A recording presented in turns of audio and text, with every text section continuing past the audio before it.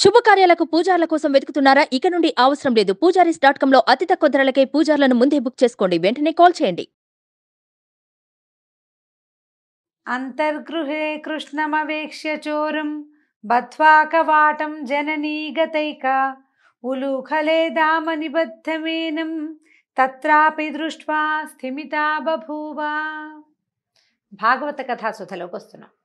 కృష్ణుడు చేస్తున్నటువంటి అతిమానుషమైన చర్యలు, ఆయన యొక్క లీలా విభూతిని చూసి గోపాలకులంతా చాలా ఆశ్చర్యపోయారు. ఈ గోవర్ధనోద్ధరణ లీల పరమాద్భుతమైన లీలగా భావించారు వాళ్ళు.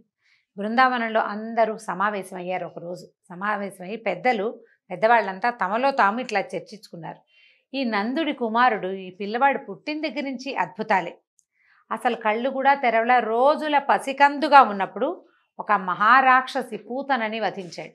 అంత పెద్ద పూతన అట శరీరంతో పడిపోతే దాని మీద పడుకుని దొర్లుతున్నాడు తప్పిస్తే పిల్లాడు ఏడ్చింది లేదు, భయపడింది లేదు. అక్కడి నుంచి మొదలుపెట్టి ఒక బండి దగ్గరకు వస్తే బండిని తన్నేశాడు, తృణావర్తుడిని సంహరించాడు, ఇంకా ఎంతమందో పేర్లు. చాలాసార్లు గోపాలుని రక్షిస్తూనే ఉన్నాడు. కాళీమర్దన లీల హేళగా చేశాడు. గోవర్ధనోద్ధరణ లీల ఇంకా అసలు చెప్పనే వద్దు, పరమాద్భుతమైన లీల. కేవలం చూడబోతే పిల్లాడు చిన్న పిల్లవాడు. ఇంత చిన్నవాడు ఏనుగు తొండంతో పద్మాన్ని లాగినంత తేలికగా పద్మాన్ని పట్టుకుని లేపుతుంది. ఏనుగులు ఏం చేస్తాయంటే చెరువులో కనపడతాయి పద్మాన్ని, ఎంతసేపు పేకలించేస్తాయి, అవి అక్కడ ఉండనివ్వు, దాన్ని ఇట్లా పైకి లేపి పెడతాయి. అంత తేలికగా ఇంత పెద్ద మహాపర్వతాన్ని ఎంత బాగా లేపాడు. ఎట్లా లేపాడు?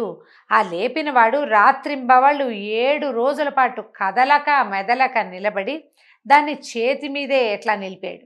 అదంతా తలుచుకున్న కొద్దీ ఆశ్చర్యంగా ఉంది. ఏమిటి ఈ లీల, ఈ మాయ ఏమిటి? ఇన్ని రకాల పనులు ఒక్క పిల్లవాడు, చిన్నవాడు, చిలిపివాడు, కొంటెవాడు, అల్లరివాడు, దొంగవాడు, ఈ ఇన్ని వాడులతో పాటు మహాద్భుతమైనటువంటి లీలలవాడుగా కూడా ఈ పిల్లవాడు గోచరిస్తున్నాడు.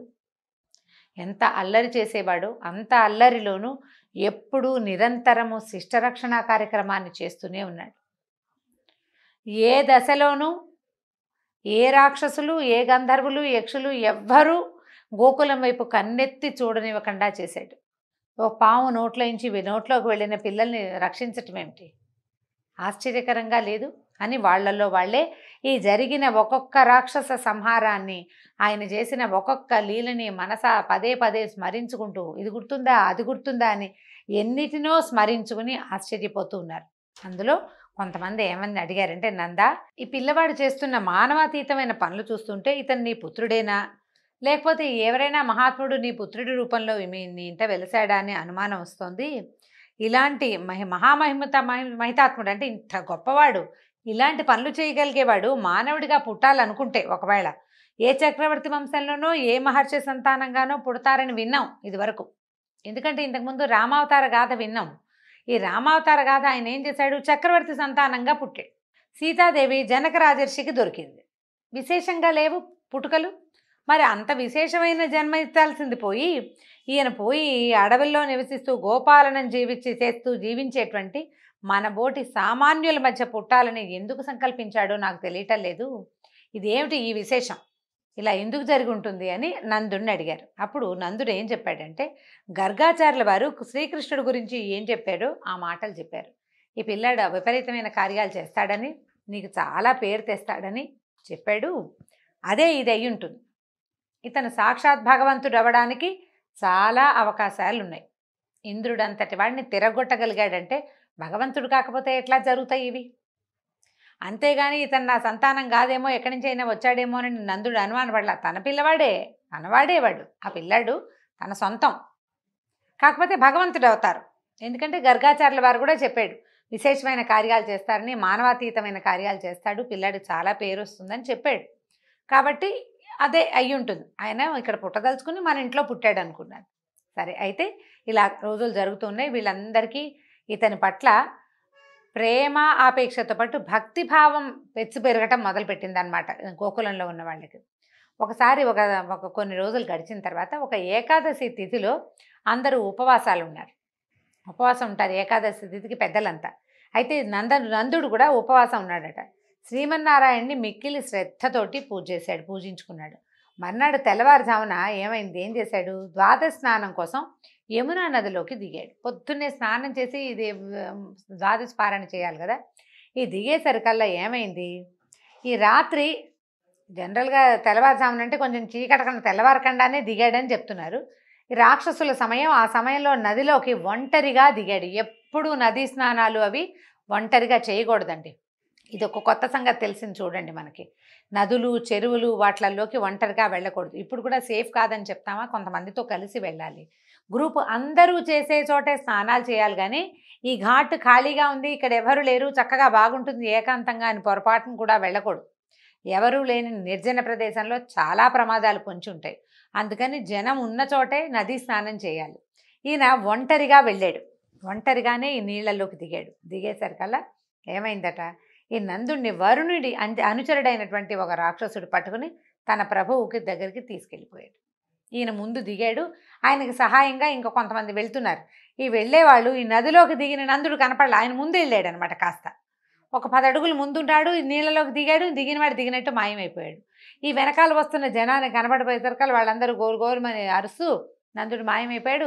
నదిలో కలకలం కూడా లేదు. ఇప్పుడు మునిగిన వాడో లేకపోతే గాలి కోసం కొట్టుకుంటున్న వాడితో కదలిక కనపడాలి, ఏ కదలిక లేదు. యమునా నది ప్రశాంతంగా ఉంది. అందరూ అరుస్తూ కేకలు పెడుతూ నందమహారాజు మునిగిపోయాడు, ఇలా అయిపోయింది, ఇదైపోయింది, చూస్తుండగానే నదిలోకి దిగిన వాడు ఇంకా పైకి రాకుండా అయిపోయాడు అని చెప్పి అరుస్తూ కేకలు పెడుతూ విలపిస్తూ కృష్ణుడిని పరిగెత్తుకుంటూ ఆయనకి చెప్పడానికి వెళ్ళారు. కృష్ణుడు ధైర్యం చెప్పాడు, చూస్తాను, నేను ఏమైందో చూస్తానన్నాడు. వీళ్ళ నమ్మకం ఏమిటండి, కృష్ణుడు ఏం చేస్తాడని వీళ్ళ భావం. చిన్నపిల్లాడు కదా, వీళ్ళ భావం ఏంటంటే కాళింతి మడుగులో ఎలా చేశాడు, ఏం చేశాడు సర్పాన్ని, అలా ఏదో ఒకటి అతిమానుషమైన క్రియ చేస్తాడని వాళ్ళ నమ్మకం. దాంతో ఏం చేశాడు, గోకులం నుంచి బయటకు వచ్చి నేరుగా వరుణుడి దగ్గరికి వెళ్ళిపోయాడు. నీళ్ళల్లోకి దిగి వరుణుడి దగ్గరికి వెళ్ళిపోయాడట. ఎప్పుడైతే ఈ కృష్ణ పరమాత్మ తన దగ్గరికి వస్తున్నాడని తెలిసిందో వరుణుడు వెంటనే స్వామికి ఎదురేగి స్వాగతం చెప్పి పూజించాడు. అర్ఘ్యపాద్యాదులు ఇచ్చాడు, ఆచమనం ఇచ్చాడు. నా జన్మ ధన్యమైందన్నాడు. సర్వోత్కృష్టమైన సింహాసనం మీద స్వామిని కూర్చోబెట్టి పాదాల దగ్గర కూర్చున్నాడు. స్వామి, నువ్వెందుకు వచ్చావో నాకు తెలుసు. నా సేవకుడు అజ్ఞాని, నందుడు నీ తండ్రిని తెలియక తీసుకొచ్చేశాడు. నా అపరాధాన్ని క్షమించు, నీ తండ్రిని తీసుకెళ్ళు, నన్ను సర్వసాక్షివి, నన్ను అనుగ్రహించమన్నాడు. వరుణుడి అనుచరుడు నందుడిని తీసుకెళ్ళిపోయాడు. భటుడు ఏదైనా ఒక తప్పు చేశాడంటే ఆ తప్పు రాజుది కదా. ఇప్పుడు ఈ భటుడు చేసిన తప్పుకి వరుణుడికి శిక్ష పడుతుంది. అందుకని నువ్వు సర్వసాక్షివి, ఇందులో నా ప్రమేయం లేదని గ్రహించు. అతడు అజ్ఞానంతో నందుడిని తెలుసుకోక పొరపాటును తీసుకొచ్చాడు, నన్ను అనుగ్రహించమని పాదాలు పట్టుకున్నాడు. అప్పుడు సరే, నందుడికి బోల్డంత గౌరవ మర్యాదలు జరిగినాయి. వరుణుడి దగ్గర తీసుకెళ్ళినా ఆయన ఏమి బంధించలా, వాళ్ళు గౌరవించారు ఇతోధికంగా. ఈ కృష్ణ పరమాత్మ కూడా వచ్చాక కృష్ణుడి పాదాల దగ్గర వరుణుడు కూర్చోవటము, అతను పూజించటము, ప్రార్థించడము అన్నీ తన కళ్ళతోటి స్వయంగా నందమహారాజు చూసేసాడు. చూస్తూ ఉన్నాడు తన కుమారుడికి ఎంత గౌరవం జరుగుతోందో. అతని మాట రాజనకుండా, తోసి రాజనకుండా, ఊ అంటే ఊ అన్నట్టు, ఆ అంటే ఆ అన్నట్టు జరిగిపోవటం కూడా ఆయనకు ఆశ్చర్యంగానే ఉంది. పరమ సంతోషంగా వాళ్ళ దగ్గర నుంచి వీడుకోలు పుచ్చుకుని కృష్ణుడు నందుడు ఇద్దరు కలిసి భూలోకంలోకి వచ్చేసారు. యమునా నది నుంచి బయటకు వచ్చారు. ఈ కృష్ణుడు నందుడితో సహా రావడం చూసి గోకులవాసులంతా ఆనందంతో పొంగిపోయారు. ఏం జరిగిందని నందుడిని అడిగారు. నువ్వు ఎక్కడికి వెళ్ళావు అని అడిగితే, నేను నదిలో మునిగిపోయాను, నీళ్ళలోకి ఇట్లా ముక్కు మూసుకుని నీటిలోకి దిగేసరికి వరుణుడి అనుచరుడు నన్ను తన లోకానికి తీసుకెళ్ళిపోయాడు. వరుణలోకంలో ఎంత ఐశ్వర్యమో, మణులు, మాణిక్యాలు, ముత్యాలు, పగడాలు, ఎంత ఐశ్వర్యమో ఆ జలప్రవాహం అడుగున మన ఊహ కూడా అందదు. 2 కళ్ళు చాలవు. నేను ఆ వైభవాలన్నీ చూస్తూ ఉండగానే కృష్ణుడు అక్కడికి వచ్చాడు. వరుణలోకంలో ఉన్న వాళ్ళందరూ కృష్ణుడి పట్ల ఎంత వినయం చూపించారో, ఎంత ప్రేమ, ఎంత గౌరవము, ఎంత భక్తి చూపించారో, దాంతో వాళ్ళు నేను ఆశ్చర్యపోయాను వాళ్ళ వినయానికి. నన్ను కూడా వాళ్ళు ఇబ్బంది ఏం పెట్టలేదు, అన్ని 4 చూశాను నేను. సరే, కృష్ణుడిని వాళ్ళు చాలా గౌరవించారు. తను అడగకుండానే నన్ను ఆయనతోటి పంపించేశారు, కృష్ణుడితోటి పంపేశారు అని చెప్పాడు. వినయంగా నన్ను మమ్మల్ని ఇద్దరిని సాగనంపాడు. చాలా వినయంగా ఉన్నారు. కృష్ణుడి పట్ల వాళ్ళు అసలు ఎంత గౌరవము, ఆదరము, అభిమానము, భక్తులతోటి, భక్తి ప్రపత్తులతోటి ఎట్లా ప్రవర్తిల్లారో అదంతా కళ్ళకు కట్టినట్టుగా ఈ గోకుల వాసులందరికీ చెప్పాడట. గోకుల వాసులకి కృష్ణుడు సామాన్య మానవుడు కాదని, తర్వాత అప్పటికే ఉంది భావం, వాళ్ళకి తెలిసింది ఈయన ఏదో అవతారం ఇట్లా పుట్టాడు అని. అతను సర్వేశ్వరుడు అని కూడా వాళ్ళు తెలుసుకున్నారు.